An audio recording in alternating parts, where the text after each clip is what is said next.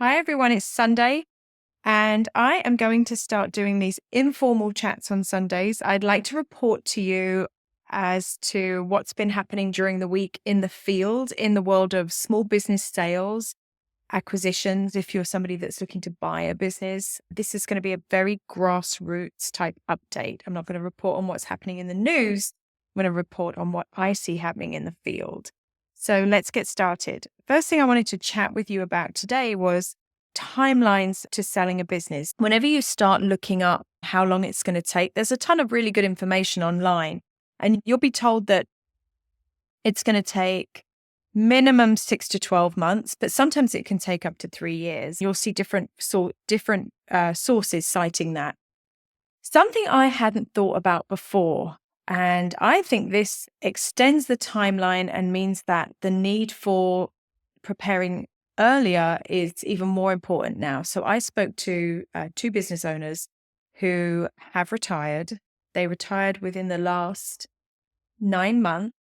And I just did a check-in with them to see how it was going. What was it like for them on the other side of retirement, of selling their business? How was it emotionally for them? And what was the process? Because I have a business brokerage firm. I work to help people get to that point. But then there are things that happen beyond that. And things you'll need to think about if you are preparing to sell a business is you can find information on my YouTube channel or online about this, but there's a process to sell a business. But let's say it takes you a year to sell your business. So here we are in February 2025. It takes you 1 year to sell the business. The goal of selling the business is to get to retirement, right? So beyond that, what else will you have to do? For the people I spoke to, they were going to relocate. They wanted to be closer to their family. So they had to not only sell their business, but also sell their house. That took an additional 6 months. Then they had to wrap up all their personal affairs in the state they lived in and find somewhere to move to. So the timeline wasn't their business sold. It took, let's say, a year and a half to sell that business. Their timeline was 2 years to be fully retired and engage in activities that were technically retirement activities. So joining clubs, maybe spend Christmas with their children. As you plan, as you say, I'd like to retire by, let's say, 65. With that timeline in place, if you plan to relocate, because many retirees do, if you plan to relocate, you need 2 years for a 1 year to 18-month project to sell the business. Now, if you're going to stay in your local town and in your house, you can pull that timeline back and you don't need as much time. But it's something I just haven't thought about how important that is for clients and for you selling a business. So I think taking a holistic approach to the whole retirement plan, like what do you actually want to be doing? And then making sure that, let's just say if you're 63 right now and you have a goal in mind to retire at 65, well, then now you know, okay, you've got the selling of the business portion, but then you've got the setting up of your life to how you want it to be when you're retired. So that is some food for thought. And it's something that when we had this conversation, myself and the retired business owners, they pointed that out. They said, oh, this is actually probably all said and done. There'll be a year to where they want to be after selling the business because they're going to do some family shuffling and they all want to live closer to each other. So on the personal side, 1 year after they sold their business is when they're going to be living the life that they had planned for their retirement. So food for thought, right? Something to think about. The next thing that we need to kind of look at and debunk or demystify is selling solo. So the second point I wanted to go over for this Sunday informal session is selling solo. This is what I'm seeing. People are, which is great. This is a fantastic position to be in. People are finding themselves, I know multiple business owners that are finding themselves in a position where they are able to discreetly off market begin discussions about selling their business. And I'm calling it selling solo because they're doing it on their own. They're not engaging an accountant. They're not engaging a lawyer. They're just talking directly with a buyer. This is where somebody may have been approached by a friendly competitor, a customer, or an employee, and they're just having discussions. The selling solo person is gathering information about the business, like the value of the assets and the financials, and they're handing those over to the buyers that they're talking to. And then the buyers are going away and reviewing everything and trying to determine, what they would like to pay for that business. So while this is fine, I'm seeing a few things. It does seem like it's taking longer for everybody to get to an actual price that the buyers would like to pay for the business. There also seems to be a lot of not knowing on the business owner side.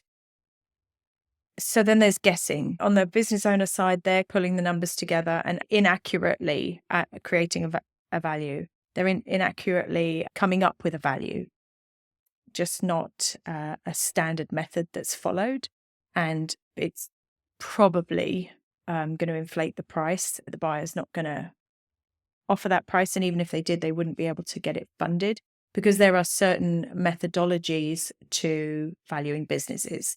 And those aren't being followed. I'm running a business. I'm not really concerned with how buyers value it. I know what I think it's worth. And those are the conversations that I'm seeing and hearing. I think what happens is you end up in a loop where there's this perceived value and then everybody's looking at the information, but no one's really getting down to the nitty-gritty of price. So that's definitely something that's trending, that's going on. And I think if you're in that situation, bravo, because you have a buyer, right? You're not having to go through putting your business online, listing it and answering a gazillion questions from multiple people. You're just dealing with one person. But at the very least, if you can, get your accountant involved, because at least when you're going through numbers, your accountant may have an idea of how businesses are valued and be able to give you some guidance. So that's what I'm seeing there with regard to selling solo.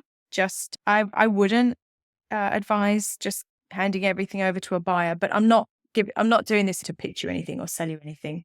Just trying to share some thoughts of what I've seen this week. So speak to your accountant. You can speak to a business broker. I have a business brokerage firm and you can get what's called a valuation done. It's not very expensive for what it will do for you, which is it will help you to understand a fair market value for your business. So if you need that or if you're thinking about that, I can help. But again, that's not what this is about.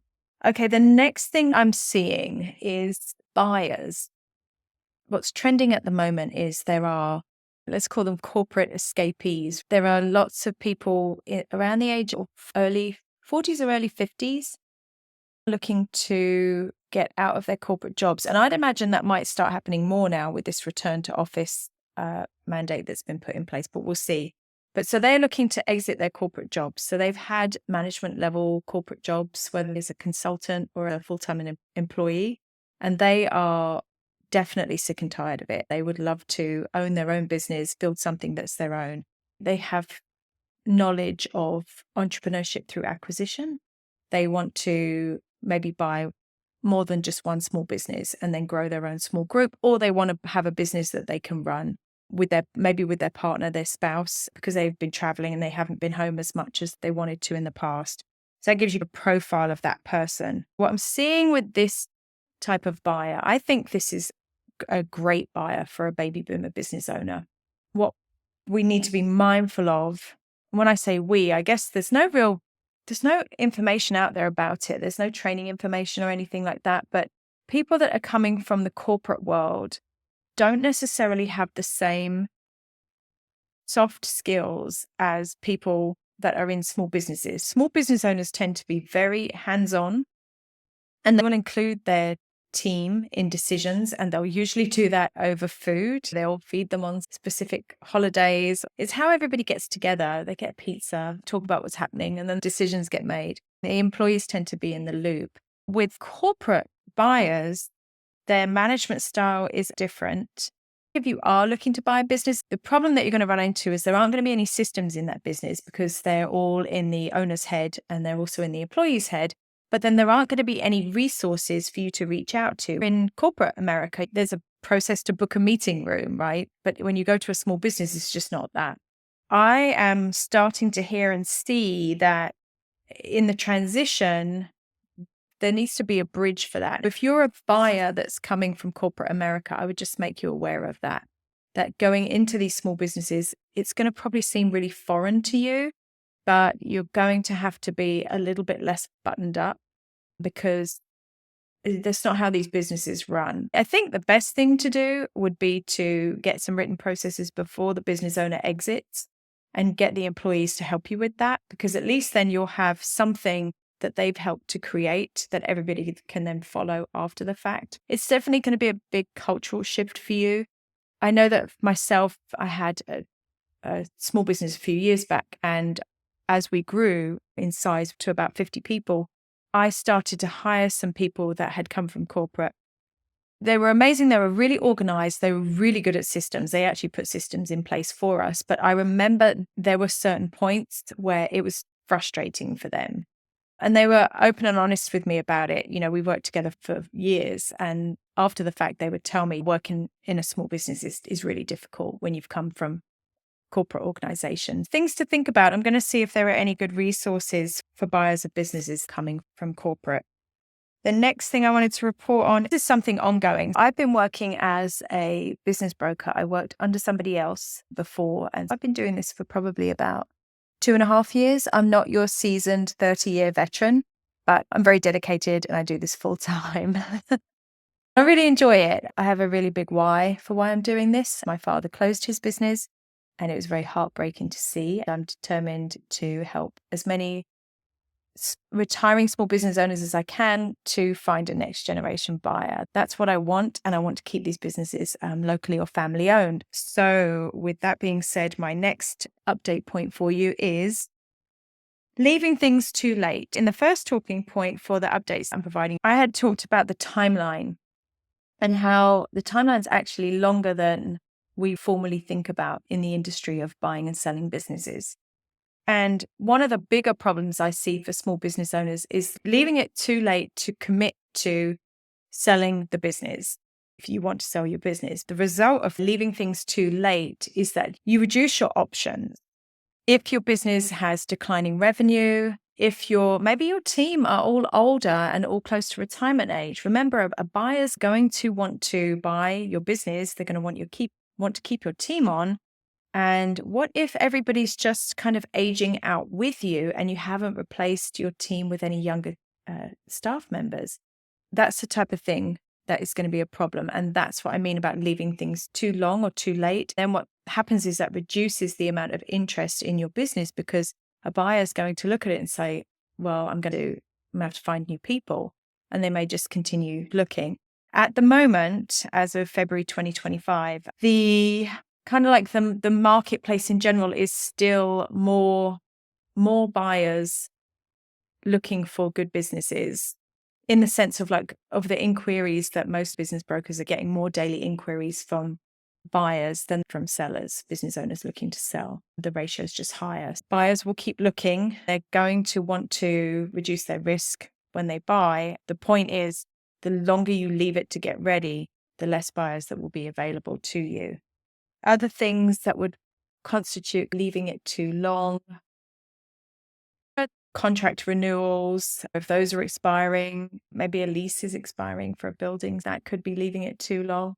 Definitely the aging employees. I've noticed that. I have noticed a lot of businesses that have, the owners are older and the employees are also a little bit older. That's one that might be overlooked because they've all worked together for so long. If you've had people with you for 20, 30 years, which is great, but if they're close to retirement age, will they stay on when you leave? I don't know, right? A younger business owner coming in, if they would really be comfortable with that, and maybe they would just take the opportunity to retire. So that's something to think about. I think the first point that I made about the timeline, that's important. That's definitely important. I hadn't even thought about that it could take another year to get settled into retirement. You want to be planning that process and taking action to get you towards that sooner, so you're not tired and burnt out when you're trying to make this transition. There's a lot to go through. And then The other thing from this week was buyers, mostly home services, people looking for home services, businesses, restaurants. I did come across a couple of people contacted me looking for restaurants, and IT services. Yeah. SaaS, software as a service, people looking for those types of businesses, with AI being the hot thing right now. I'll be back next Sunday to report on the local level. My company's digital, so we are speaking to people within the United States, not just in my regional area. I'm in Virginia. Next week, I'm going to be launching a Zoom. It's going to be a free workshop for business owners, an introduction into how businesses are valued. I'll put a link to that in the show notes here when I have it ready. I'm busy today, doing lots of things, getting ready for the week. So we're going to have an introduction to how businesses are valued. And then the week after that, I'm going to start a deal showcase webinar, which will be for buyers. There'll be some paperwork to fill out for that, but I'll start doing that. Plus the deal of the week email is going to start going out. If you're a business owner, I will be running this weekly. It's going to be a free workshop, and I have a really nice self-assessment tool that you can use. It takes 60 seconds to take the assessment, and it is 12 questions, and it helps you understand if you're ready to sell your business. It gives you your strengths and weaknesses so that you can focus on the things you need to get ready.